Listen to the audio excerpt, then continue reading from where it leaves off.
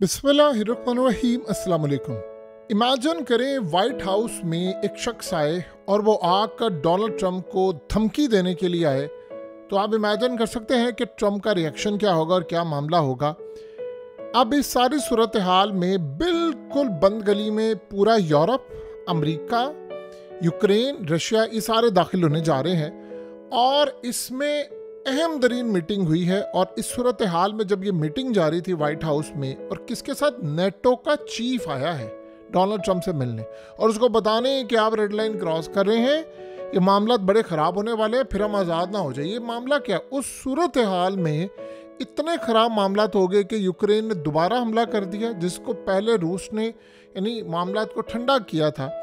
और आप इमेजिन करें, हालात इतने ख़राब हो गए कि पुतिन को जब यूनिफॉर्म पहनना पड़ा, तो डोनाल्ड ट्रंप ने पैगाम दिया है पुतिन को कि अब मामला लगता है कंट्रोल से बाहर है, तो मैं अब आपसे मुलाकात करने के लिए तैयार हूँ। और मुलाकात होने जा रही है ताकि चीज़ों को काम डाउन कर सकें, ये ना हो कि सबके हाथ से गेम निकल जाए और यहाँ पर लाशें बिछ जाए। ये सारे का सारा मामला क्या है कि अब आखिरी सिनेरियो वाला सिलसिला शुरू होता हुआ हमें नज़र आ रहा है।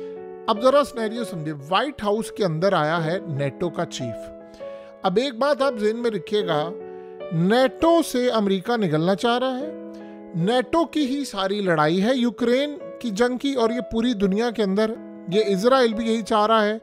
और आपको पता है इजराइल ने भी कोशिश की थी नेटो के अंदर आने की, और तुर्की भी चाह रहा है। अब सिनेरियो यहाँ पर ये है कि ट्रंप के पास ही नेटो का चीफ आया। क्यों नेटो का चीफ आया ट्रंप के पास? उसको कहने के लिए कि देखें, आप इस सारी सूरत हाल में इस मामले को समझे ज़रा। दो चीज़ें हम यहाँ पर नहीं होने देंगे। एक तो आप ही जो ग्रीनलैंड लेने की बात करें, डेनमार्क का इलाका, अगर आप यहाँ पर जाएंगे तो मजबूरन मुझे ऑर्डर जारी करना पड़ेगा पूरी नेटो की फ़ौज को कि वो अमेरिका के खिलाफ उतर जाए और फिर लड़ाई आपसे हो। और इस सूरत हाल के अंदर मामलात काफ़ी हद तक ख़राब हो सकते हैं।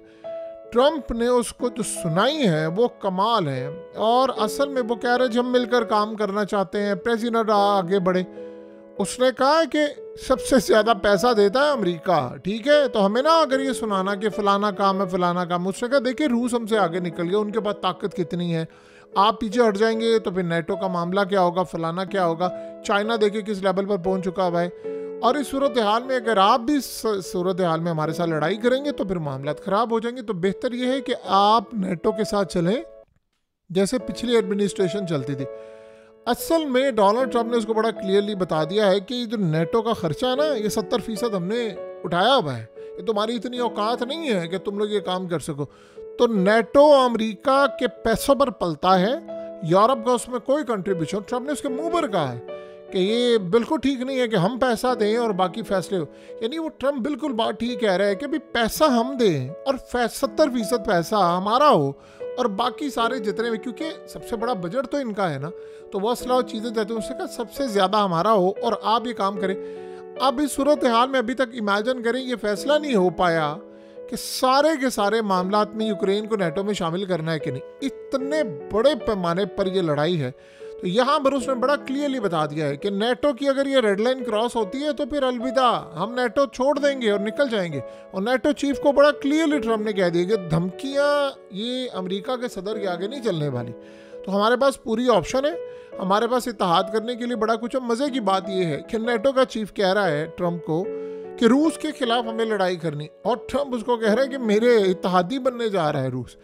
अब इस सारी सूरत हाल में बड़ी शदीद गर्मी सर्दी और मामला बिल्कुल पॉइंट ऑफ नो रिटर्न में, यानी कोई फैसिलिटी नहीं नेटो की जानिब से। अब नेटो खुद जब अमेरिका से लड़ने के लिए तैयार है, आप इमेजिन करें इसमें एक बड़ी मज़ेदार कंट्रीब्यूशन है।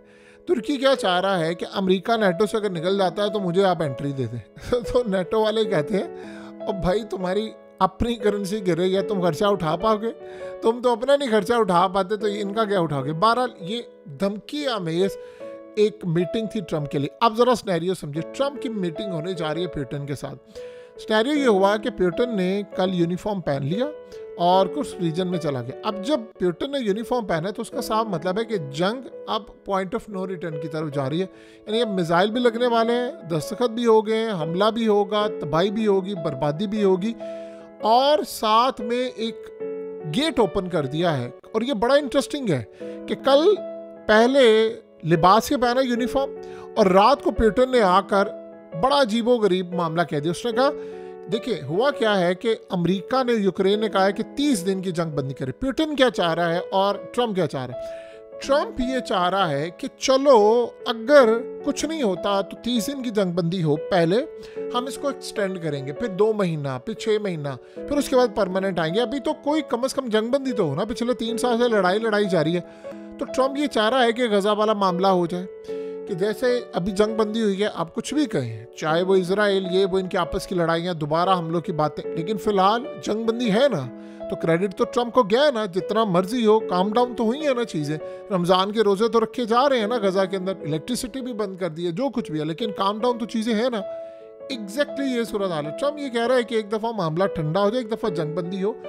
अब उसने प्यूटिन को कहा, प्यूटिन ने इनकार कर दिया, और यूक्रेन भी तैयार है, अमेरिका भी तैयार है। अब प्यूटिन को ट्रम्प ने कहा है कि यार ये काम ना आप करें, कुछ तो लचक दिखाएं। और इस सूरत हाल में उसने कहा नहीं मैं हमला करूँगा। उसने कहा नहीं अब हमला नहीं, मैं मुलाकात के लिए तैयार हूँ, मुलाकात करते हैं। अब मुलाकात वो गालिबन सऊदी अरब में होने जा रही है या मॉस्को में हो, ये किसी भी जगह हो सकती है। मोस्टली चांसेस है कि सऊदी अरब में मुलाकात हो जाए, और फिर मोहम्मद बिन सलमान की मुलाकात भी होगी, जाहिर सी बात है, ट्रम्प से। और ये बहुत बड़ा इवेंट होगा, इतना बड़ा इवेंट होगा आप सोच भी नहीं सकते। इस सारे सिनेरियो के अंदर ये चाह रहे हैं कि एक मुलाकात हो जाए। उधर प्यूटिन ने कहा है अगर 30 दिन की जंगबंदी करनी है, अगर, तो फिर उसमें शराइत हमारी होंगी। यानी उसमें सबसे बड़ी बात ये होगी कि अगर मामला होगा कि जितनी मिलिट्री मोबिलाइजेशन है, इनकी फौज, ये सारे ऑपरेशन ठप होंगे, फौजियों की कोई ट्रेनिंग नहीं होगी, इनको हथियार सप्लाई नहीं होगा, कोई डिलीवरी नहीं होगी, सब पीछे हट जाए। अगर ये सूरत हाल हो और गारंटी हो कि इनकी जानिब से कोई मामला ऐसा नहीं होगा, तो ठीक है, फिर बातचीत हो सकती है। यानी उसका ये मतलब है कि बातचीत क्या, हम एग्री भी हो सकते हैं। अब ट्रम्प को एक विंडो नजर आ गई है, ओपन खुली हुई, कि यार ठीक है, अगर ये मामला, आपको पता है कि प्यूटिन ने छक्का मार दिया, कमाल। यानी ये एक ऐसा छक्का है कि यूरोप इस वक्त जंग के लिए मजीद बढ़ा था और अचानक से चीजें रिवर्स कर दी हैं। अब आप ये सोचे, आप, इसका मतलब है कि प्यूटिन अपने बयान से पीछे हटा नहीं, उसने स्ट्रेटजी को देखा कि यार हमने, उससे कहा था जो मर्जी हो जाए, 30 दिन की जंग बंदी नहीं करनी। अब वो कह रहे हैं अच्छा कर लेते, कुछ शराइत है। अब ट्रम्प के पास एक लेवरेज है कि भाई ठीक है, आधी बात तो उसने मान लिया ना कि 30 दिन की जंग बंदी हो, आधी मैं उसे मीटिंग में मरवा लूंगा, और उसमें वो यूक्रेन को कहेगा चलिए ठीक है तो पीछे हो जाओ, हथियार नहीं होंगे, ट्रेनिंग नहीं होगी, फौजियों को पीछे करो, फलाना करो, गारंटी होगी, सारा कुछ मामला।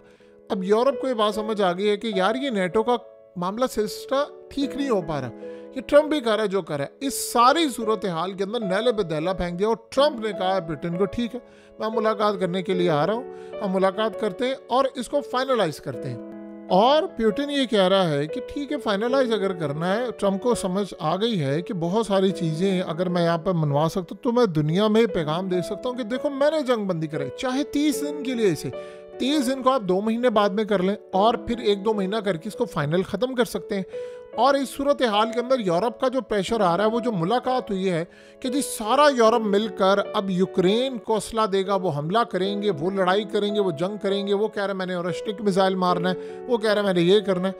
ये सारी सूरत हाल बदल रही है, सुबह से लेकर रात तक चीज़ें बिल्कुल अजीबोगरीब हो रही हैं। लेकिन इसमें सबसे अहम चीज़ ये होगी जब प्यूटिन की मुलाकात हो जाएगी।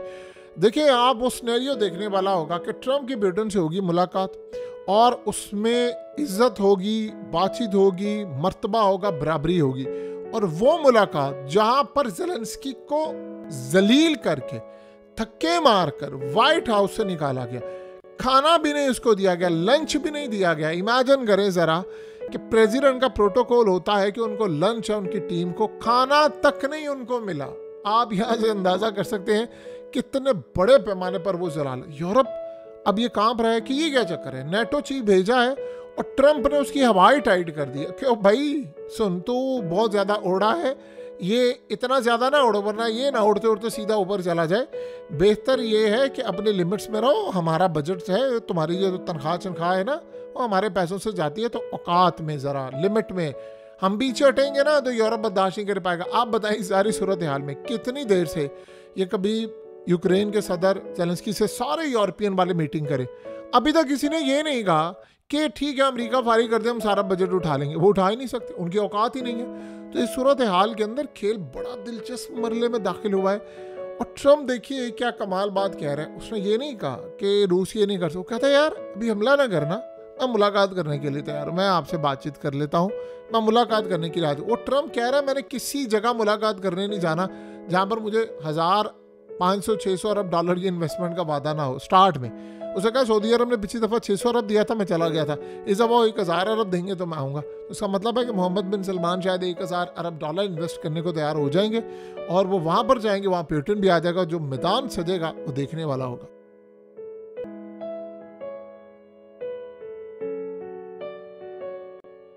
हकीकत टीवी को सब्सक्राइब करना मत भूलें, वीडियो को लाइक करें, शेयर करें और कमेंट सेक्शन में अपनी राय का इजहार ज़रूर करें।